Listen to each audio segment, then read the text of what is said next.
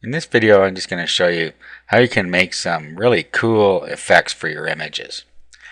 To do that, you can go to a site called dumpr.net, dumpr.net. And it's very easy to use. You can pick the type of effect you want in here. For instance, let's go with a Rubik's Cube here. So you click on that. So you can either upload from your computer, you can get one from Facebook, Picasa, Flickr, or if you have one already uploaded somewhere, you can use a web URL. Let's just grab one from the computer here. Click Continue.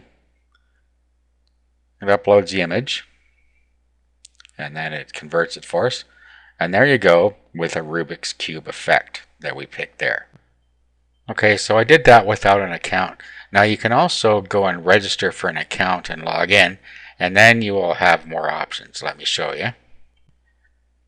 Now you don't have to have an account to use this, but if you create an account, then all of the things that you create end up inside your album in here. Then when you click on it, you'll get a permalink down here, and you'll get other places where you can share it. You'll see down here on the right side. So it's an option to create an account, but it's a good option because you're able to do more things with it. Okay, up here, you can also send as an email. You can also save it full size. Now you have to pay for this particular option. Remember, you'll just open a free account. So not all of the options are available here. And if you want to save it to your computer, you can just click Save there, and that's it.